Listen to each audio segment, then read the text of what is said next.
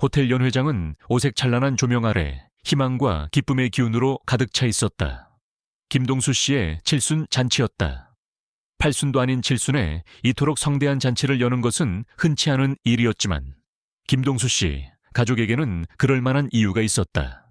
그는 맨손으로 시작해 거대한 건설 회사를 일군 입지전적인 인물이었고 이제는 모든 것을 내려놓고 오롯이 가족과 함께하고자 했다. 전통 홀레복을 곱게 차려입은 김동수 씨는 단상에 앉아 쏟아지는 축하와 박수를 받고 있었다. 잔치에는 친지들은 물론 그의 사업적 동반자들과 사회 각계각층의 인사들이 빼곡히 자리를 메웠다. 와인잔이 부딪히는 소리, 흥겨운 전통 국악 선율, 그리고 사람들의 활기찬 웃음소리가 연회장을 가득 채웠다. 김동수 씨의 세 자녀는 각자의 방식으로 아버지의 생신을 축하하고 있었다. 장남 김민호는 말쑥한 정장 차림으로 손님들을 응대하느라 분주했다. 대기업 임원으로 재직 중인 그는 아버지의 뒤를 이어 재벌가의 사위로 들어간 성공한 사업가였다. 그는 시종일관 침착하고 예의 바른 태도를 유지했지만 그의 눈빛 속에는 번뜩이는 계산적인 면모와 알 수 없는 불안감이 엿보였다. 가끔 그는 아버지의 시선이 머무는 곳, 즉 가족들이 모여있는 곳을 곁눈질하며 무언가를 확인하는 듯했다. 둘째 딸 김수연은 아버지 옆에 앉아 밝게 웃고 있었다. 그녀는 차분하고 감성적인 성격으로 아버지의 자상한 면모를 가장 많이 닮았다. 늘 아버지의 건강을 염려하고 세심하게 보살폈기에 그녀의 표정에는 진심 어린 기쁨과 함께 알 수 없는 불안감이 교차했다. 그녀는 민호와는 달리 칠순 잔치라는 들뜬 분위기 속에서도 아버지의 작은 기침소리 하나에도 신경을 곤두쓰는 듯 보였다. 마치 이 완벽한 행복이 언제든 깨질 수 있음을 직감하는 사람처럼 막내 아들 김진우는 연회장 한 구석에서 그림을 그리고 있었다. 그는 자유로운 영혼을 가진 예술가로 아버지의 뜻을 거스르고 자신만의 길을 걸어왔다. 성공한 형과 달리 아직 빛을 보지 못한 예술가였기에 그의 마음속에는 아버지에 대한 복잡한 감정들이 뒤섞여 있었다. 존경심과 함께 인정받지 못하는 것에 대한 서운함, 그리고 아버지의 엄격함에 대한 반항심. 그는 겉으로는 무심한 듯 보였지만 붓질 하나하나에 아버지와의 팽팽한 긴장감이 담겨 있는 듯했다. 그는 가끔 붓을 멈추고 아버지와 형, 누나의 모습을 번갈아 응시하며 알 수 없는 상념에 잠겼다. 김동수 씨는 그런 자녀들을 흐뭇하게 바라보았다. 그의 얼굴에는 온화한 미소가 걸려 있었지만 깊게 패인 눈가의 주름은 그의 삶이 결코 순탄치만은 않았음을 보여주는 듯했다. 그는 가끔 멀리 떨어진 테이블에 앉아있는 한 노인을 힐끗 보곤 했다. 그 노인은 그의 오랜 친구인 듯했으나 김동수 씨의 눈에는 그 친구를 향한 반가움보다는 설명하기 어려운 불편함이 스쳐 지나갔다. 마치 그 친구의 존재가 그의 마음속 깊이 숨겨둔 어떤 비밀을 일깨우는 듯이 손님들과 인사를 나누던 중 김동수 씨는 잠시 홀을 빠져나와 화장실로 향했다. 그 짧은 순간 한 젊은 호텔 직원이 우연히 그를 보았다. 김동수 씨는 화장실 문이 닫히기 직전 아무도 모르게 외투 안주머니에서 낡은 사진 한 장을 꺼내 조용히 쓰다듬는 것을, 사진 속에는 젊은 시절의 김동수 씨와 그의 아내, 그리고 또 다른 한 남자가 환하게 웃고 있었다. 그는 사진을 보며 혼잣말처럼 중얼거렸다. 여보, 미안하오. 그리고 약속을 지키지 못해 정말 미안하오. 그의 목소리에는 깊은 후회와 슬픔이 담겨 있었다. 젊은 직원은 의아했지만 이내 김동수 씨가 돌아오자 아무것도 보지 못했다는 듯 제자리로 돌아갔다. 다시 연회장으로 돌아온 김동수 씨는 단상에 앉아 잠시 생각에 잠겼다. 그의 손에는 방금 전까지 만지작거리던 작은 열쇠 하나가 쥐어져 있었다. 낡고 오래된 열쇠였다. 그는 그 열쇠를 손가락으로 만지작거리며 미묘한 표정을 지었다. 그리고는 테이블 아래로 손을 내려 열쇠를 누군가에게 보이지 않게 감추었다. 마치 그 열쇠가 어떤 중요한 비밀을 담고 있는 듯이. 그때 민호가 다가와 아버지의 어깨에 손을 올렸다. 아버지, 괜찮으세요? 좀 피곤해 보이시네요. 민호의 목소리에는 걱정하는 기색이 역력했지만 김동수 씨는 아들의 눈을 똑바로 보며 억지로 미소 지었다. 한편 연회장 입구에서는 한 남자가 홀로 서서 주위를 살피고 있었다. 그는 초대받지 않은 손님인 듯 했으며 그의 눈빛은 김동수 씨를 향해 있었다. 그의 손에는 낡은 봉투 하나가 들려 있었고 그의 얼굴에는 복잡한 감정들이 교차했다. 분노, 슬픔, 그리고 어떤 결의 같은 것. 그는 잠시 망설이는 듯 했지만 이내 결심한 듯 연회장 안으로 발걸음을 옮겼다. 하지만 수많은 인파 속에서 그의 존재는 누구에게도 눈에 띄지 않았다. 그는 조용히 김동수 씨의 테이블 근처로 다가갔다. 테이블에는 온갖 귀한 선물들이 산처럼 쌓여 있었다. 그가 그 선물을 보며 어떤 생각을 하는지는 아무도 알 수 없었다. 밤이 깊어갈수록 잔치의 열기는 더욱 무르익었다. 하지만 이 모든 화려함과 즐거움 속에는 아무도 알지 못하는 불안한 균열과 오래된 비밀들이 숨쉬고 있었다. 마치 폭풍 전의 고요처럼 모든 것이 완벽해 보이는 이 순간이 곧 닥쳐올 거대한 파국의 서막임을 암시하는 듯했다. 화려한 연회장에는 잔잔한 국악 선율이 흐르고 있었다. 김동수 씨는 단상 위에서 축배를 제안하기 위해 마이크를 들었다. 그의 얼굴에는 여전히 온화한 미소가 걸려 있었지만 그 미소 뒤에는 알 수 없는 그림자가 드리워져 있었다. 귀한 걸음 해주신 여러분께 진심으로 감사드립니다. 오늘 이 자리는 저 김동수가 인생의 70고개를 넘어. 그의 목소리가 연회장에 울려 퍼졌다. 자녀들은 흐뭇한 표정으로 아버지를 바라보았고 손님들은 박수갈채를 보낼 준비를 하고 있었다. 바로 그때였다. 김동수 씨의 목소리가 갑자기 멈칫했다. 그의 미소가 굳어지고 얼굴은 순식간에 창백해졌다. 그는 한 손으로 가슴을 움켜쥐더니 억눌린 신음소리를 냈다. 크흑, 으읍. 그의 눈은 공포에 질린 채 허공을 헤매었다. 테이블 위로 놓여있던 샴페인 잔이 그의 손에서 미끄러져 바닥에 떨어졌다. 쨍그랑 하는 소리와 함께 유리 파편이 사방으로 튀었다. 그 소리는 연회장의 모든 소음을 집어삼키는 듯했다. 모두의 시선이 김동수 씨에게로 향했다. 그는 비틀거리며 단상 위에서 휘청거렸다. 민호가 가장 먼저 사태를 직감하고 아버지에게로 달려갔다. 아버지, 아버지. 민호의 다급한 목소리가 연회장에 울려 퍼졌다. 하지만 김동수 씨는 이미 의식을 잃은 채 앞으로 고꾸라지고 말았다. 쿵 하는 둔탁한 소리와 함께 그의 몸이 단상 아래로 쓰러졌다. 그의 옆에는 그가 놓친 작은 열쇠가 미끄러져 있었다. 연회장은 순식간에 아수라장이 되었다. 방금 전까지 울려 퍼지던 즐거운 음악은 뚝 끊겼고 사람들의 웃음소리는 비명으로 바뀌었다. 1919 불러요. 의사 없나요? 혼란스러운 외침들이 뒤섞였다. 수연은 아버지를 부르며 울음을 터뜨렸고 진우는 얼어붙은 듯 단상 위에 아버지를 멍하니 바라보고 있었다. 민호는 당황한 기색이 역력했지만 애써 침착하려 노력하며 아버지의 맥박을 짚었다. 그러나 이미 늦은 듯했다. 김동수 씨의 숨은 멎어 있었다. 구급대원들이 도착해 심폐소생술을 시도했지만 모든 노력은 허사였다. 죄송합니다. 사망하셨습니다. 구급대원의 싸늘한 목소리가 연회장 전체에 비수처럼 박혔다. 칠순 잔치가 시작된 지 채 30분도 지나지 않은 때였다. 축배의 잔은 깨졌고 기쁨의 자리는 순식간에 초상집으로 변해버렸다. 가족들은 망연자실한 채 바닥에 주저앉았고 손님들은 충격에 휩싸여 웅성거렸다. 민호는 침착하게 상황을 수습하려 했다. 그는 손님들에게 양해를 구하고 황망한 표정으로 급히 병원과 장례식장을 수배했다. 그의 표정은 슬픔보다는 당혹감과 복잡한 계산으로 뒤섞여 있었다. 그는 쓰러진 아버지를 부축하며 아버지의 손에 쥐어있던 작은 열쇠가 바닥에 떨어져 있는 것을 보았다.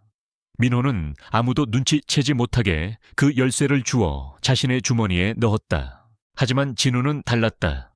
그는 아버지의 시신 옆에 꿇어앉아 차가운 아버지를 붙들고 오열했다. 아버지, 아버지 이게 무슨 일이에요?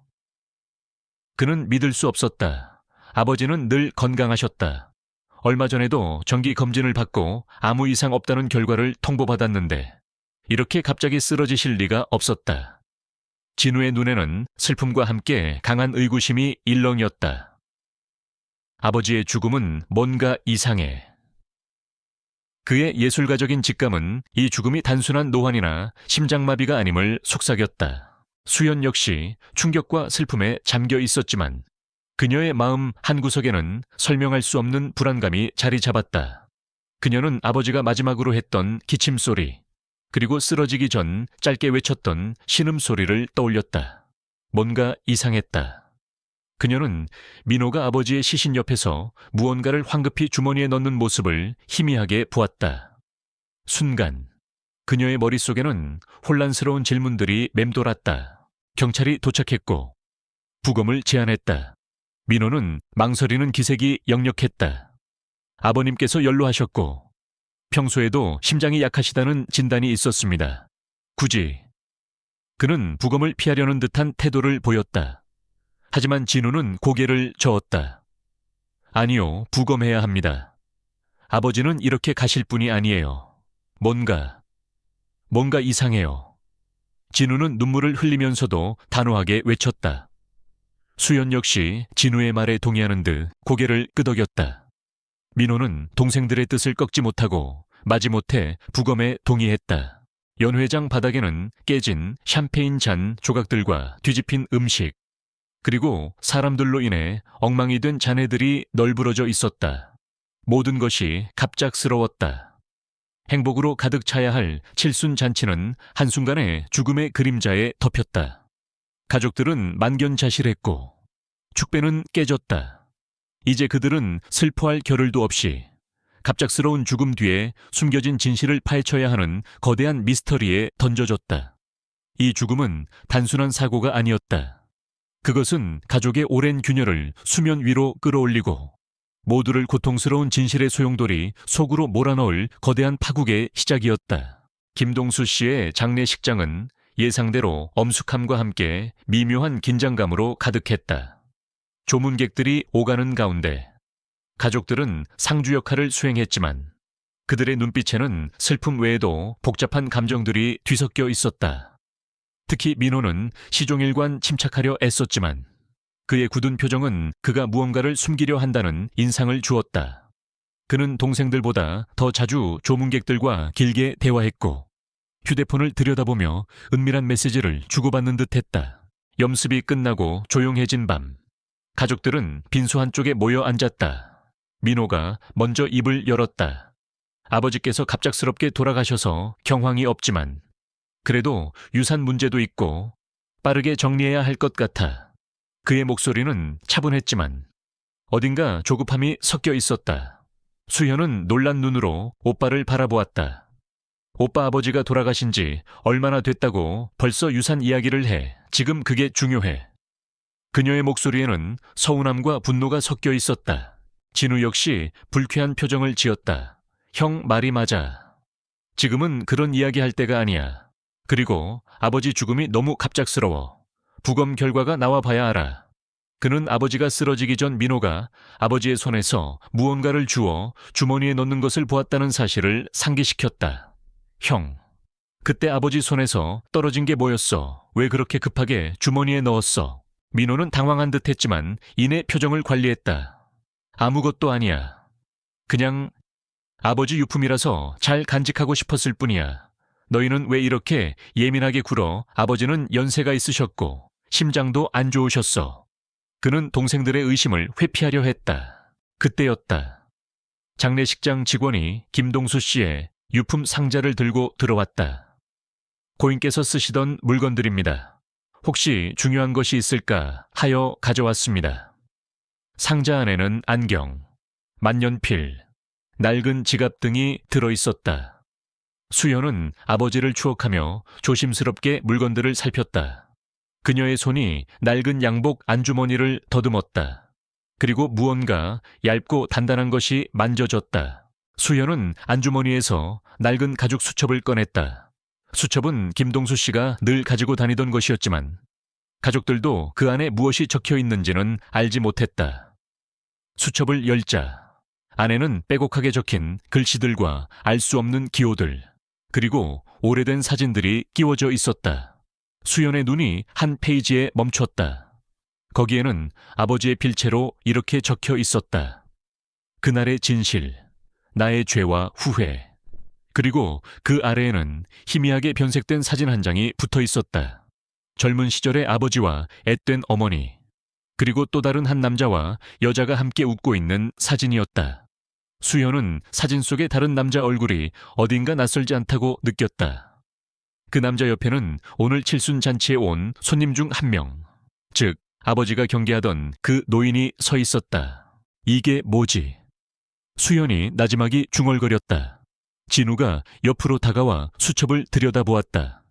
아버지 일기장인가 그날의 진실이라니. 그들의 눈은 동시에 민호를 향했다. 민호는 수첩을 보고는 얼굴이 굳어졌다. 아무것도 아니야. 어서 돌려놔. 아버지 개인적인 물건이잖아.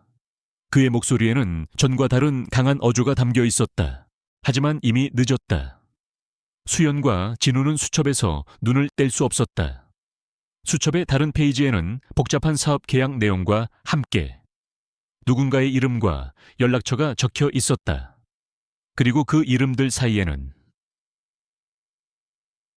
영호, 세라는 이름이 유난히 크게 동그라미 쳐져 있었다. 이 영호는 바로 칠순잔치에 참석했던 아버지가 불편해하던 그 노인이었다. 수연은 이영호 씨가 과거 아버지와 함께 사업을 했던 동업자였음을 희미하게 기억해냈다. 하지만 두 사람의 관계는 언제부터인가 소원해졌다고 들었다. 민호는 동생들이 수첩 내용을 자세히 들여다보는 것을 극도로 경계했다. 그는 다급하게 말했다. 이런 낡은 수첩에 뭐가 있다고 그래? 아버지 물건들이 더러워질라. 어서 정리하자. 그는 수첩을 빼앗으려 했지만 진우가 막아섰다. 형, 아버지가 돌아가셨는데 우리라도 아버지의 마지막을 알아야 하는 거 아냐. 이건 분명히 뭔가 있어. 그날 밤 장례식장을 정리하는 민호의 모습은 더욱 수상해 보였다. 그는 직원들을 시켜 아버지의 사무실을 정리하게 했고 특히 서재에 잠긴 서랍을 열어 무언가를 찾아내려 애쓰는 듯했다. 그의 눈빛은 불안과 초조함으로 가득했다. 그는 이 수첩이나 다른 어떤 증거라도 세상에 드러나는 것을 막으려 했다. 마치 자신의 어떤 비밀스러운 계획이 수포로 돌아갈까봐 두려워하는 사람처럼. 민호는 아버지가 마지막으로 손에 쥐고 있던 작은 열쇠가 어디에 쓰이는지 궁금해했다. 그는 그 열쇠가 수첩에 언급된 그날의 진실과 관련이 있을 것이라고 직감했다. 그는 열쇠를 쥔 채 밤늦도록 장례식장 주변을 맴돌며 아무도 모르게 아버지의 물건들을 다시 한번 꼼꼼히 뒤졌다. 그의 머릿속에는 오직 재산과 미래에 대한 계산만이 가득했다. 아버지의 죽음이 오히려 자신에게는 기회가 될 수 있다고 생각하는 듯했다. 수연과 진우는 그날 밤 수첩을 들고 밤샘을 했다. 수첩 속의 글씨들은 아버지의 과거를 조금씩 드러내고 있었다. 김동수 씨가 과거에 어떤 큰 사건에 연루되었고 그 사건으로 인해 누군가에게 큰 상처를 주었으며 그 죄책감 속에서 살아왔다는 내용이었다. 그리고 그 중심에는 언제나 이영호라는 이름이 있었다. 그들은 직감했다. 아버지의 죽음은 단순한 심장마비가 아닐지도 모른다. 이 수첩은 김동수 씨가 죽음 직전까지 붙들고 있던 그리고 그 죽음의 진실을 밝혀줄 첫 번째 단서임이 분명했다. 가족들 사이에 새로운 균열이 생겨났다. 이제 그들은 망자의 비밀을 파헤치기 위한 길에 들어선 것이었다. 김동수 씨의 낡은 수첩은 예상대로 가족들 사이에 거대한 파문을 일으켰다. 수연과 진우는 수첩 속에 담긴 아버지의 과거와 그날의 진실이라는 문구에 집중했다.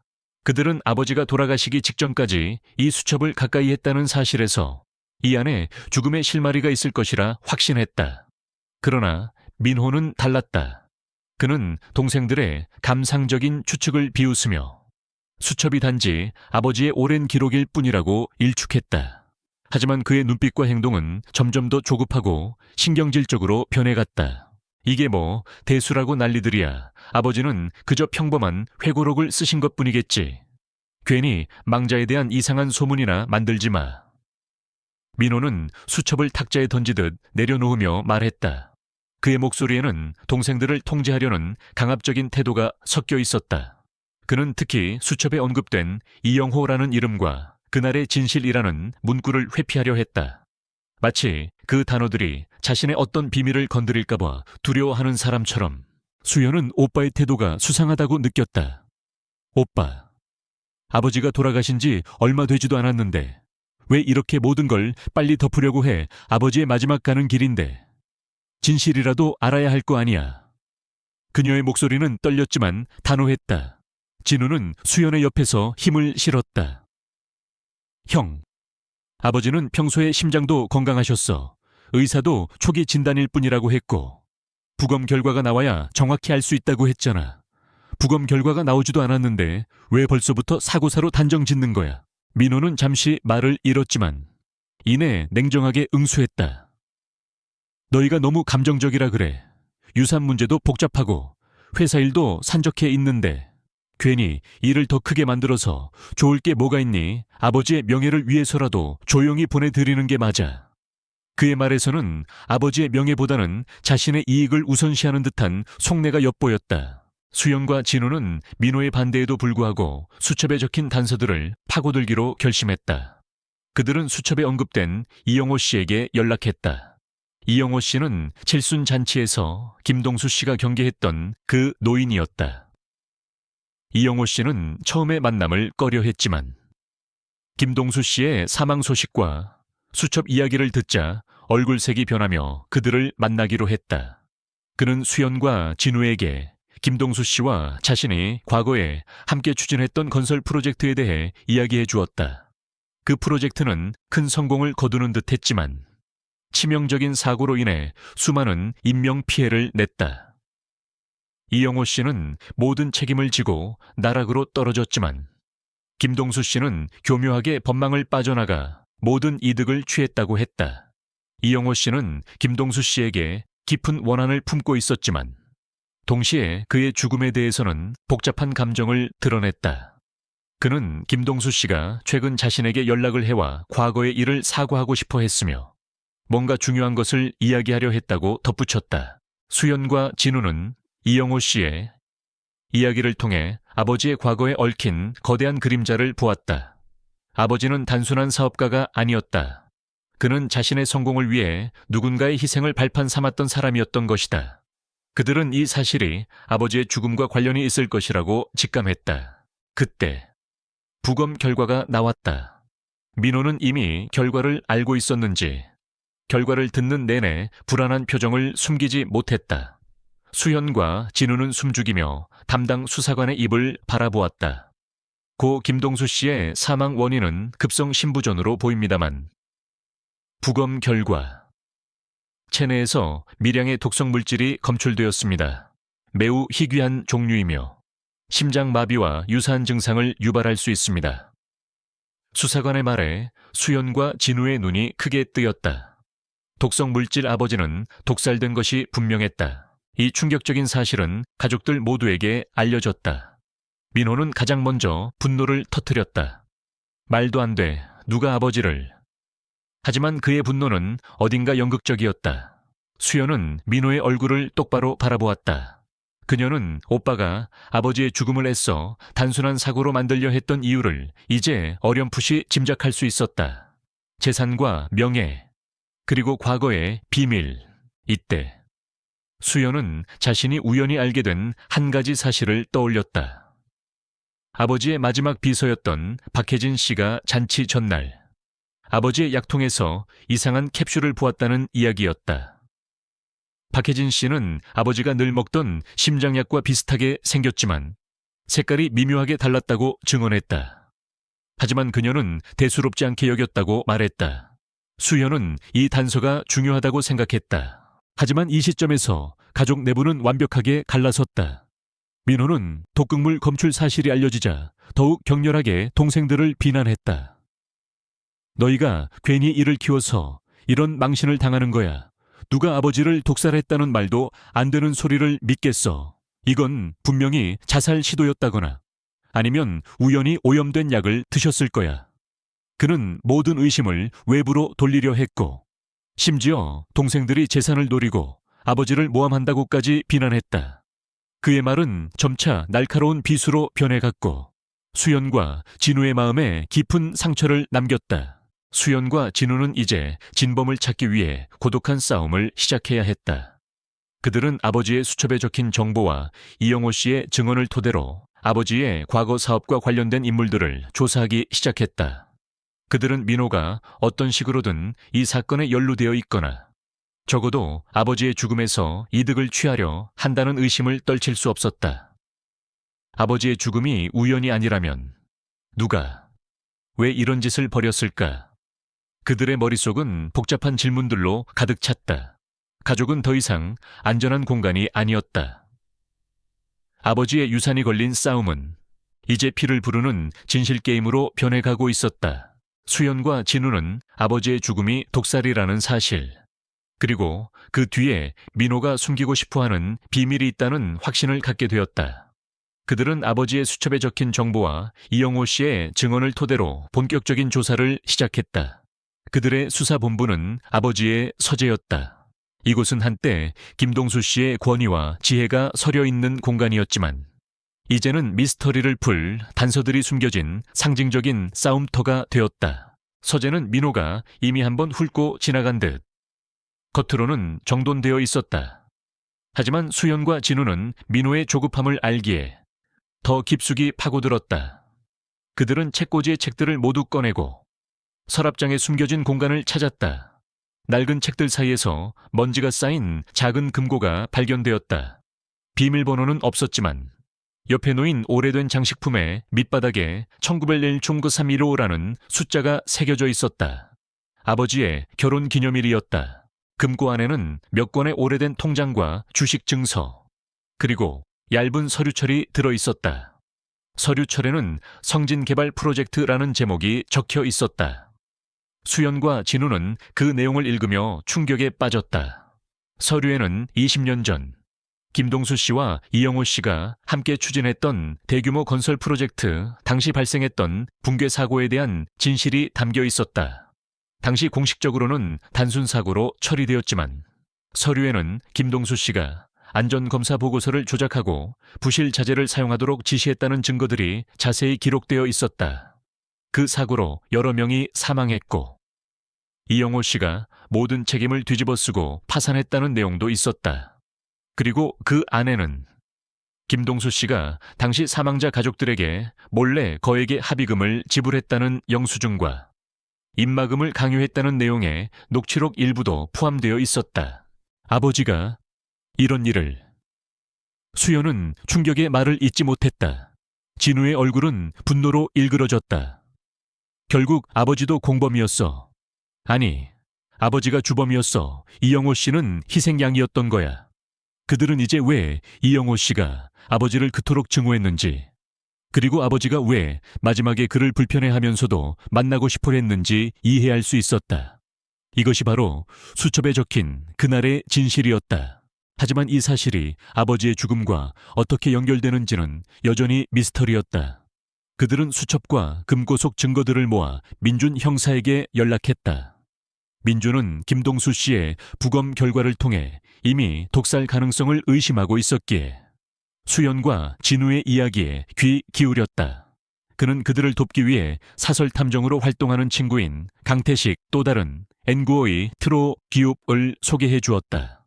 강태식은 과거 경찰 출신으로 복잡한 사건을 끈질기게 파고드는 능력이 뛰어났다. 강태식은 수연과 진우가 가져온 증거들을 면밀히 검토했다. 이 성진개발 프로젝트 문건은 매우 중요합니다.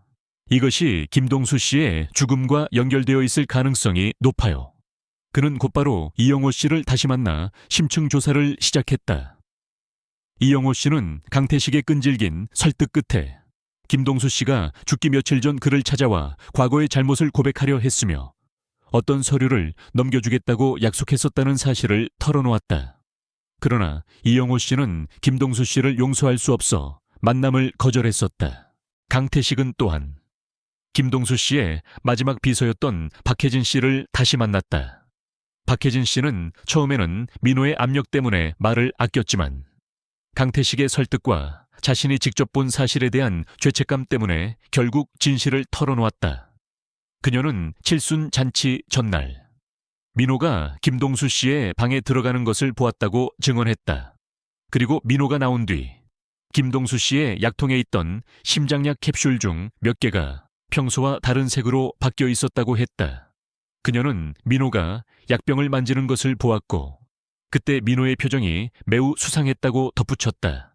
그녀는 심장약이 바뀐 것에 대해 김동수 씨에게 말하려 했으나 민호가 먼저 찾아와 절대 입을 다물라고 경고했었다고 했다. 이 증언은 민호를 직접적인 용의선상에 올려놓았다. 수연과 진우는 경악했다. 아무리 그래도 친형이 아버지를 죽였다는 사실을 믿기 어려웠다. 하지만 모든 정황 증거는 민호를 가리키고 있었다. 민호가 아버지가 돌아가시던 순간 그의 손에서 무언가를 주워 주머니에 넣었던 것도 다시 떠올랐다.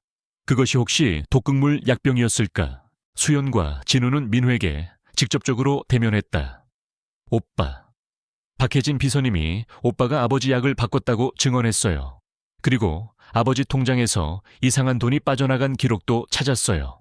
설명해봐요. 민호는 궁지에 몰린 듯 얼굴이 일그러졌다. 무슨 헛소리야. 너희가 나를 의심하는 거야. 내가 왜 아버지를 죽여 말도 안 돼. 그의 목소리는 격앙되었고 그의 눈에는 공포와 분노가 뒤섞여 있었다. 그는 자리에서 벌떡 일어나더니 진우를 밀치고 수연에게 소리쳤다. 너희 아버지 유산 노리고 나를 모함하는 거지. 내가 가만두지 않을 거야. 그는 서재를 뛰쳐나갔다. 이것은 위협이자 동시에 간접적인 자백이었다. 민호의 발악적인 반응은 오히려 그의 죄를 더욱 명확하게 드러내는 듯했다. 그들의 형은 단순히 재산을 탐하는 것을 넘어 과거의 추악한 진실을 덮기 위해 아버지마저 살해하는 극단적인 선택을 한 것이 분명했다. 수연과 진우는 이제 완전히 고립된 채 민호와 대적해야 했다. 민호는 자신의 변호사를 통해 온갖 법적 압박을 가해왔고 언론의 진실이 새어나가지 않도록 막으려 했다. 그들은 이제 자신들의 안전마저 위협받는 상황에 처했다. 증거는 충분했지만 그 증거를 법정에서 인정받고 형의 잔혹한 범죄를 입증하기 위해서는 더 큰 용기와 철저한 준비가 필요했다. 가족이라는 이름으로 묶여 있었던 세 남매는 이제 범인과 추격자로 완전히 갈라서게 되었다. 진실의 칼날은 이미 형제의 심장을 향해 겨누어지고 있었다. 진실은 결국 수면 위로 떠오를 운명이었다. 민호가 자신을 향한 의심에 발악적으로 반응하며 도망치듯 서재를 뛰쳐나간 그날 밤, 수연과 진우는 더 이상 지체할 수 없다는 것을 깨달았다. 그들은 강태식 탐정과 함께 민준 형사를 찾아가 모든 증거를 제시했다. 아버지의 수첩, 금고 속 성진개발 프로젝트 문건, 박혜진 비서의 증언, 그리고 민호의 수상한 행동까지.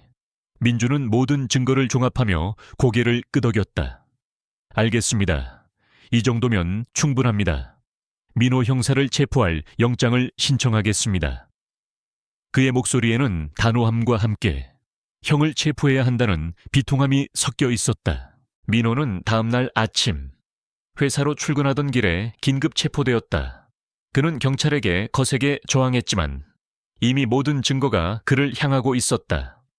언론은 민호의 체포 소식을 대서특필했고 김동수 씨의 죽음을 둘러싼 미스터리는 이제 재벌가 장남의 아버지 독살 사건이라는 충격적인 스캔들로 번졌다.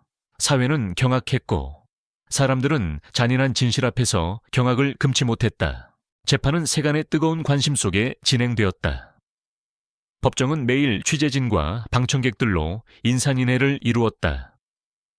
검사는 민호가 아버지의 과거 사업 비리를 은폐하고 재산을 독차지하기 위해 아버지를 독살했다고 주장했다. 김동수 씨가 죽기 직전 자신의 과거 죄를 고백하고 유산을 사회에 환원하려는 의지를 보였으며 이 사실을 알게 된 민호가 이를 막기 위해 범행을 저질렀다는 것이었다. 민호는 끝까지 혐의를 부인하며 동생들이 자신을 모함한다고 주장했다. 그의 변호사는 모든 증거가 정황 증거일 뿐이라며 맹렬히 방어했다. 그리고 최후 변론의 날, 법정은 숨막히는 긴장감에 휩싸였다. 검사는 모든 증거를 하나씩 나열하며 민호의 범죄를 논리적으로 입증했다. 헤드라이트 파편, 특수타이어 소리 분석 등 과거 뺑소니 사건의 증거로 활약했던 지훈의 천재적 추리력을 방불케 하는 빈틈없는 증거들이 제시되었다. 박혜진 비서는 떨리는 목소리로 민호가 약병을 만지는 것을 보았다고 증언했다. 이영호 씨는 김동수 씨가 과거 사업 비리를 고백하려 했으며 민호가 그 사실을 알고 있었다는 점을 증언했다. 이때 검찰 측 증인으로 수연이 단상에 섰다. 그녀의 눈은 붉게 충혈되어 있었지만 그 속에는 흔들림 없는 결의가 담겨 있었다.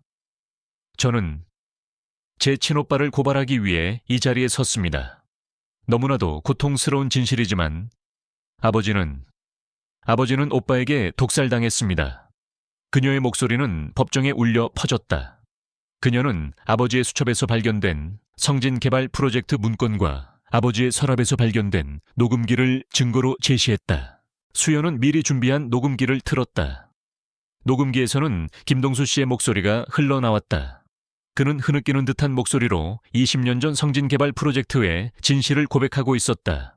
부실 공사를 지시했고 보고서를 조작했으며 그로 인해 무고한 사람들이 죽었음을 자백했다.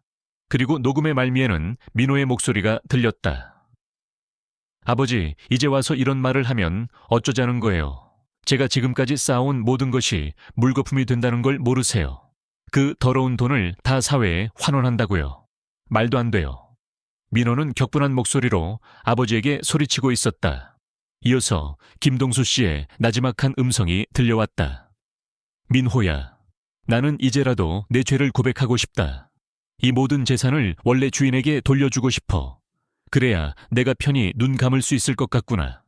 그리고 녹음은 끊겼다. 법정은 다시 정적에 휩싸였다. 민호의 얼굴은 창백하게 질렸고 그의 눈은 공포와 절망으로 가득 찼다. 그는 자리에서 일어나려 했지만 이미 온몸에 힘이 풀린 듯 주저앉았다.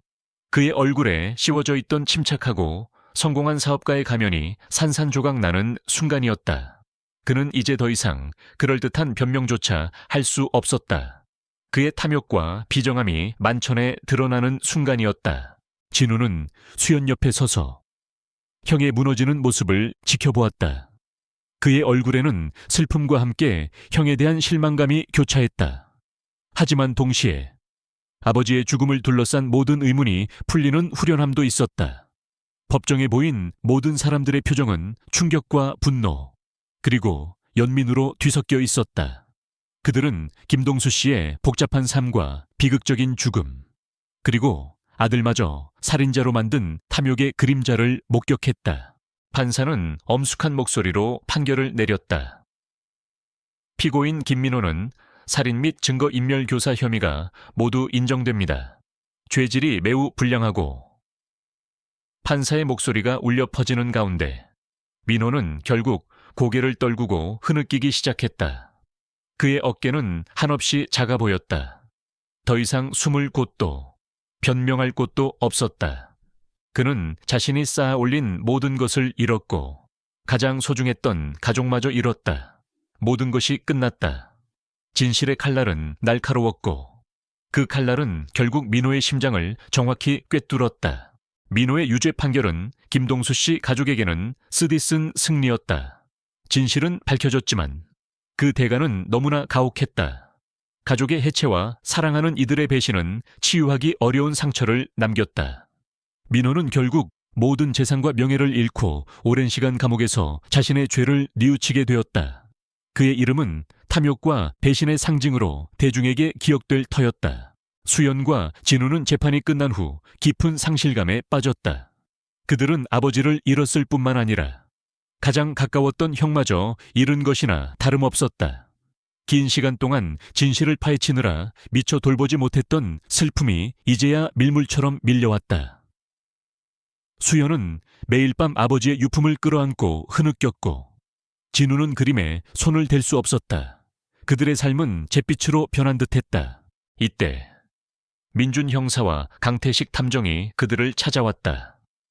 민준은 따뜻한 차를 내밀며 조용히 수현의 어깨를 토닥였다. 수현 씨, 진우 씨, 두 분은 정말 용감했어요. 힘든 싸움이었지만 진실을 밝혀냈으니 이제는 아버님께서도 편히 눈 감으실 수 있을 겁니다. 강태식 역시 무뚝뚝한 표정으로 덧붙였다. 두 분이 아니었다면 이 사건은 영원히 미궁에 빠졌을 겁니다. 정의를 구현한 건 바로 두 분이에요. 수연은 눈물을 닦으며 나지막이 물었다. 하지만 형은 왜 그랬을까요? 아버지가 그렇게 돌아가시길 원했을까요? 민주는 한숨을 쉬었다. 민호 씨도 처음에는 아버님을 막으려 했을 겁니다. 하지만 아버님께서 유산을 사회에 환원하고 과거의 죄를 고백하겠다고 하시자 모든 걸 잃을까봐 두려웠을 겁니다. 결국 탐욕이 그를 집어삼킨 거죠. 아버님은 마지막까지 민호 씨를 설득하려 했지만 안타깝게도 그의 욕심이 더 컸던 것 같습니다. 진우는 고개를 떨구었다. 아버지도 완벽한 분은 아니셨죠. 아버지의 과거가 이렇게 추악할 줄은 몰랐어요. 강태식은 고개를 끄덕였다. 세상에는 완벽한 사람은 없습니다. 중요한 건 아버지께서 마지막 순간에 자신의 죄를 뉘우치고 용서를 구하려 했다는 겁니다. 그리고 두 분이 그 진실을 밝혀냈다는 것. 그것이 가장 중요한 일이죠. 며칠 후 변호사로부터 아버지의 유언장이 공식적으로 공표될 것이라는 연락이 왔다. 수연과 진우는 아무런 기대도 하지 않았다. 민호의 죄가 명명백백히 드러났으니 모든 유산은 사회에 환원되거나 그들 두 사람에게 돌아갈 것이라고 막연히 생각했다. 하지만 유언장의 내용은 그들의 예상을 훨씬 뛰어넘었다. 김동수 씨는 유언장에 자신의 모든 재산을 성진개발 프로젝트로 피해를 입었던 사람들의 유가족들에게 돌려주고 남은 자산의 대부분을 소외된 이웃을 위한 기금으로 사용하도록 명시했다.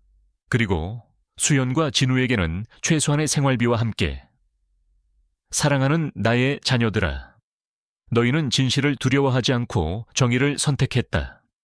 너희에게 남기는 가장 큰 유산은 물질이 아닌 용기와 양심이다. 그리고 너희가 나의 죄를 용서하고 세상에 선한 영향력을 펼쳐주기를 바란다. 는 내용의 손편지를 남겼다. 놀랍게도 그 편지 끝에는 민호에게 남긴 한 줄의 문장도 있었다. 민호야, 너의 어리석음을 용서한다. 부디 남은 삶을 통해 참된 행복이 무엇인지 깨닫기를 바란다. 아버지의 진심 어린 유언과 용서의 메시지는 수연과 진우의 얼어붙었던 마음을 녹였다. 그들은 재산에 많고 적음을 떠나 아버지가 마지막 순간에 진정으로 원했던 것이 무엇인지 깨달았다.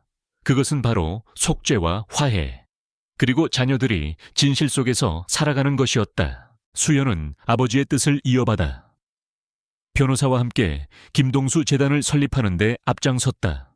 그녀는 재단의 이사장이 되어 과거 성진개발 프로젝트의 피해자들을 찾아가 보상금을 전달하고 진심으로 사과했다. 그녀는 또한 어려운 이웃들의 삶을 개선하기 위한 다양한 자선 사업을 시작했다. 그녀의 섬세한 감성과 추진력은 재단이 빠르게 자리를 잡는 데 큰 힘이 되었다. 진우는 그림을 통해 자신의 아픔을 치유하고 세상을 향해 메시지를 던지기 시작했다. 그는 아버지의 과거 사업과 사건의 진실, 그리고 가족의 비극을 담은 그림들을 그렸다. 그의 그림은 어둡고 슬펐지만 그 속에는 용서와 희망, 그리고 진실의 중요성에 대한 강렬한 메시지가 담겨 있었다. 그의 작품은 사람들의 마음을 움직였고 그는 점차 세상의 인정을 받는 예술가로 성장했다. 그는 전시회를 열 때마다 수익금의 일부를 재단에 기부하며 누나의 사업을 도왔다. 수연과 진우는 매년 아버지의 기일에 함께 납골당을 찾았다. 그곳에는 더 이상 증오나 원망의 그림자가 없었다. 그들은 아버지의 마지막 유언처럼 과거의 죄를 용서하고 새로운 삶을 살아가려 노력했다. 그들의 마음속에는 민호에 대한 미움도 조금씩 옅어지고 있었다. 용서가 모든 것을 치유할 수는 없었지만 그들을 짓누르던 무거운 짐을 조금이나마 덜어주었다.